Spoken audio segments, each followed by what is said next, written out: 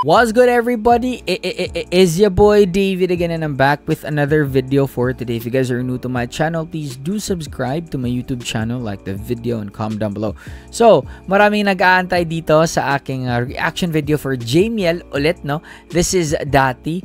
Yung kinanta kasi nila last time, I think that was perfect. On the same day, same show, sa Showtime Online, no? Sa mga Showtime Onliners dyan na laging nakaabang sa Jamiel. So, ito na po yung inaabangan ninyo sa akin na nire-request nyo talaga na gawan ko ng reaction. So, this is Dati. I think this is from Sam Concepcion and nakalimutan ko yung babae. Basta ito yung kay Sam Concepcion na medyo upbeat na kanta. And please follow me on my Facebook page, David Lanyas, and on Instagram, RealDavid_29. Okay, so with no further ado, let's jump right into the video. So let's start. Okay, ito. So sana magustuhan niyo po ito. Again, itong kakantahin po namin ni Mariel. Ayan. This song is entitled Dati. Let's go! With lyrics po ito kasi Impromptu. Ito nga. TP Dos Santos ata. dati-rati sabay pa natin pinangarap ang lahat. Umaawang pa sa hangin, amoy araw ang balat. Naaalala ko pa noon, nag-aagawa ng Nintendo. Nice. Ang dali-dali lang mag-switch ni JM, no?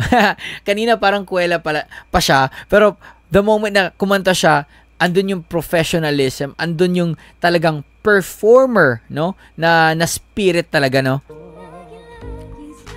Oh, I love that high register.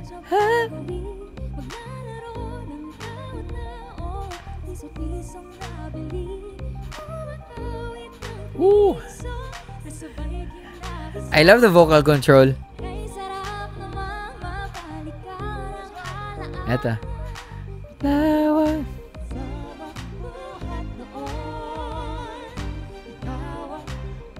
Ito, impromptu pa to, ha. Okay? Yan yung ano, ha, isipin nyo, impromptu to.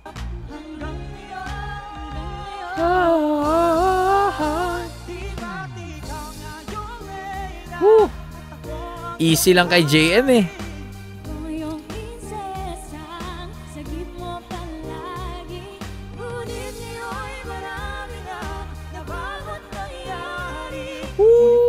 I love the harmony. Ulitin nga natin yan. Ang galing. Galing, ah. Ayan, ulitin natin. I love it, man.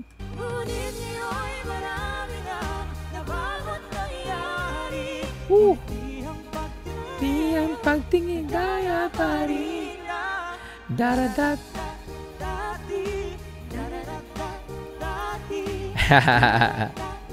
Actually, they really look good together. No? I don't know. Ano kayo nangyari nun after nag-Cebu sila, no? Hindi natin alam. Share naman dyan kung sino mga nakakaalam ng mga updates, no? Mga insiders. No? Ano kayo nangyari?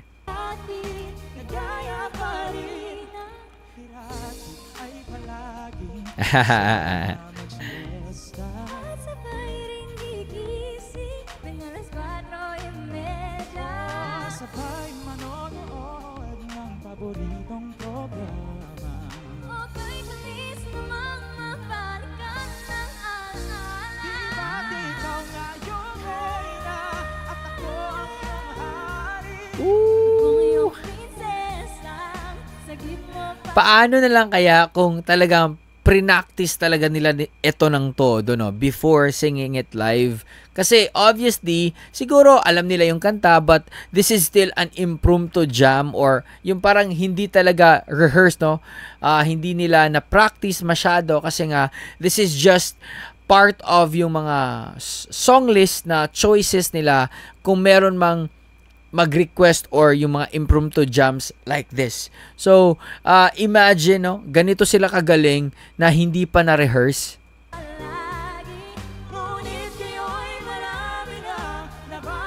And as a singer myself, no, sa part talaga ni JM, kahit kay Tipidos yung babae, mataas talaga tong kantang to.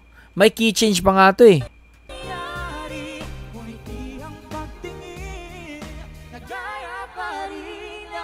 Oh, sayang, no? Nabitin ako eh. Gusto ko sana i-cover nila to, no, again.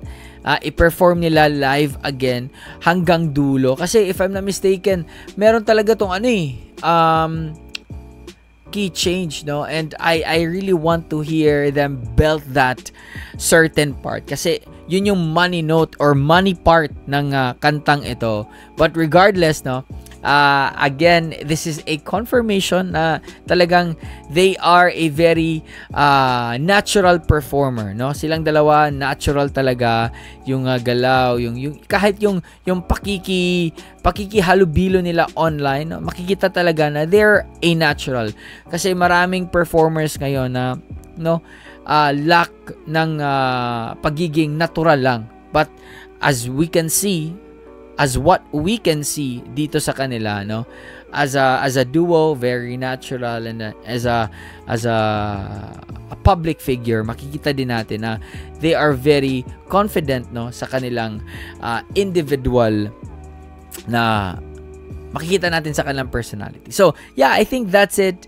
And again, kung sino mang may nakakaalam dyan ng mga insiders regarding sa mga updates and kung ano mang pwede nating ma-share sa public, no, tungkol sa JML, para kiligin na naman tayo. So please do isend nyo lang sa akin sa Facebook and sa Instagram, okay? So I'll try to check that out as much as possible. So that's it. Hope you guys enjoy the One Piece out, everybody. Much love, stay safe, and God bless you all. Peace.